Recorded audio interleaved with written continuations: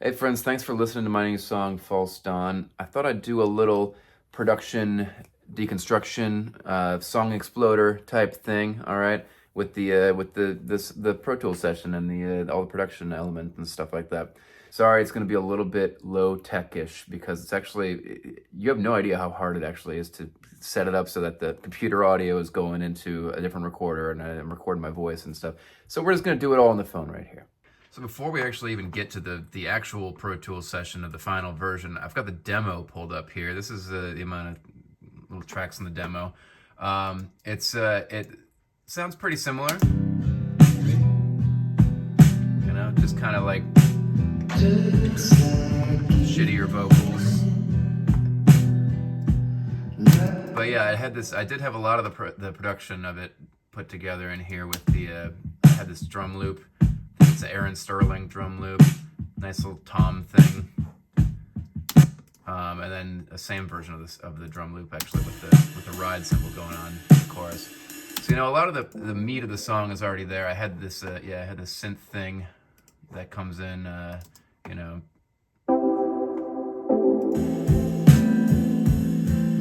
a false dawn reaching. So a lot of stuff's there already. Basically what I'm getting at. And so we took that to the studio and recorded the actual version. Alright, so we're pulling up the actual version of the song now, and basically we took that demo and then Pat Gunning and Nick Fliakis played some drum and bass to that demo to kind of build the foundation of the song, with all the moments in there, all the drum fills that Pat so tastefully chose, and all Nick's beautiful bass stuff. And so once that was down, then I took it home and started laying down stuff on top of that. It's pretty much their drum and bass tracks become the roadmap that that's the canvas, and now I'm just throwing paint on the top of it. And this is taking forever to load. I'm probably gonna fast forward this. All right, so now we got the actual version here. A lot more tracks, as you can see, but not that many tracks. At the end of the day, these are just mixed prints down here, so don't worry about those. But the drums, Ben Green at Ivacoda recorded these drums and the bass, and it's the best sounding like drum and bass session I've ever had. Highly recommend Ivacoda recording. So here's what the drum and bass sounds by themselves.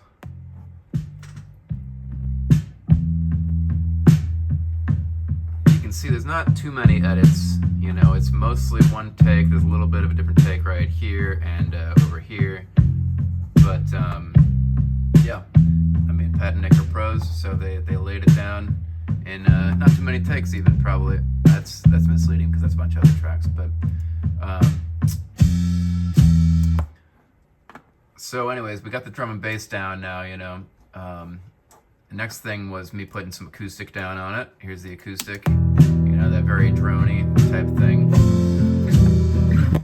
Oh, Pro Tools crashing on me. What else is new?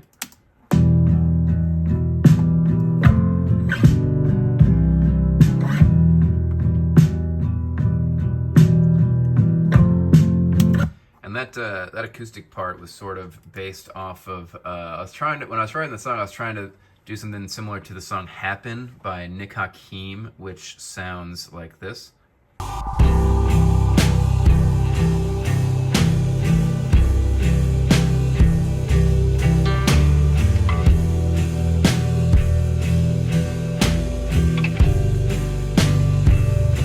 Obviously, I didn't do a good job of copying that. I ended up sounding like myself, which is always how it goes, and that's how it should go. But anyways, so there's that guitar. There's the two acoustics panned left and right. They're only panned 68% left and right, though. It's not a full pan. And then I added. This was one of the last things I added actually, but just a little,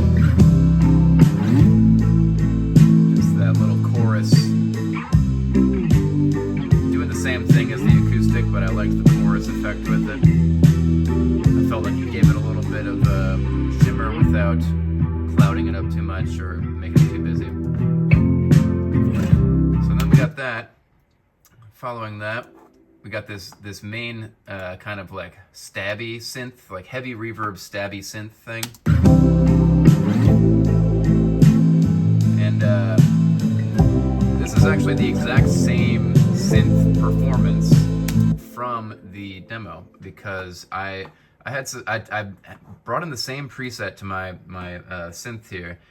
Literally, it's called False Dawn, but like I could not get the performance to be as good as I did in the demo, so I exported the MIDI, brought the MIDI into the actual session, and then you know, I was able to, you know, fine tune it a little bit rhythmically, but the velocity of the hits was the way I liked it from the demo. I had a little bit of demo-itis going on. For those that don't know that term, that's when you just get too attached to the sound that you're used to hearing, which happens all the time. This is a small little thing. The tremolo Gretsch guitar that I added just for the choruses, which sounds like this. If I kill everything else.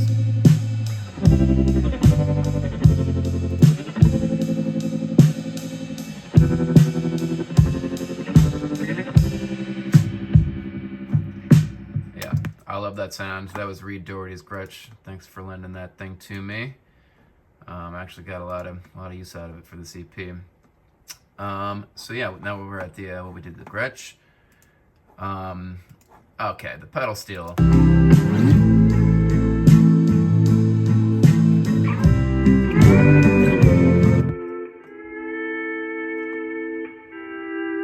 Dave Epley on the pedal steel, really bringing this thing home.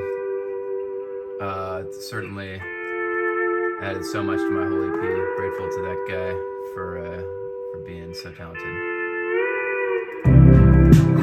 One little part that is it happens once and then doesn't come back. Right after that first chorus, there's this little George Harrison guitar part that I this is gonna sound like some bullshit, but I literally heard this like in a dream. Like I woke up with this in my head and I was like, I'm putting that down, and it's a little thing that goes like this.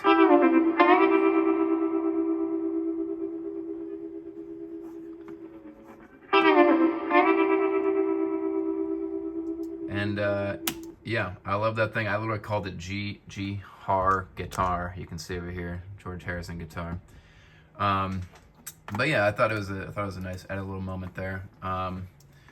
The thing with it, I did do a lot of different takes with different guitars to try to find the most George Harrison. I just couldn't get it right. I don't even remember what guitar I ended up using. Probably Telecaster, I'm gonna guess, but who knows? Easily could be the Strat. All right, so we got that. We're getting towards the end pretty much of the instruments here. What I've got after that is the piano thing, which is pretty cool.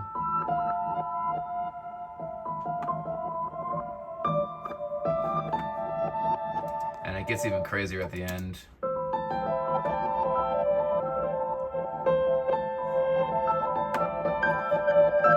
And all that is I stumbled upon that when it was exactly what I was looking for.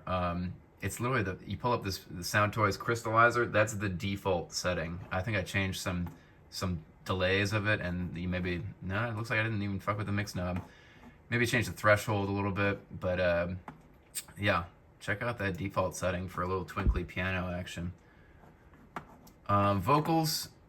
This is gonna be brutal for me listening to the dry vocals, but it's a main vocal and a double for. Oop, hold on. The hell? Oh, there we go.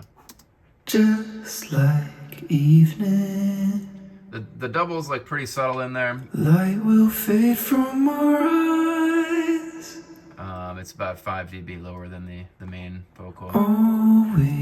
And then it stays low, you know, I think for the life is fleeting. for the chorus. And then, but on the chorus, all these octaves come in. I've got a center octave, a left octave, a right octave, and then the harmonies are kind of mid-left and mid-right, and so they sound like this. Life is fleeting. That's just the octaves. So I got a lot of octaves going on there to make it real bony very, but the harmonies are on the first line. Life is fleeting. You can hear them. They're pretty quiet in there, honestly. And they don't do the second line because it didn't work as well for me. And that's about it, you know. And unmute everything and. It's snowing, snowing.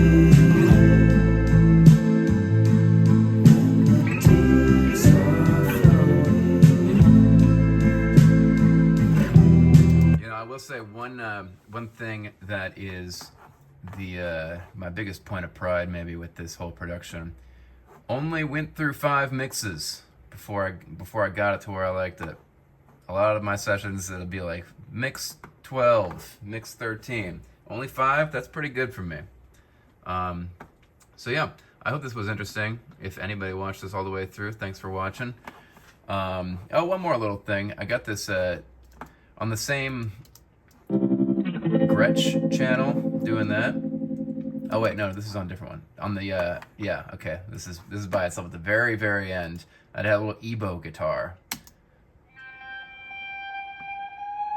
And I use this Lossy plugin that the cool kids seem to like. On the I like the broken left right pair preset, and I probably messed with some settings. But yeah, so that's the tune. And if you want to hear that in the context.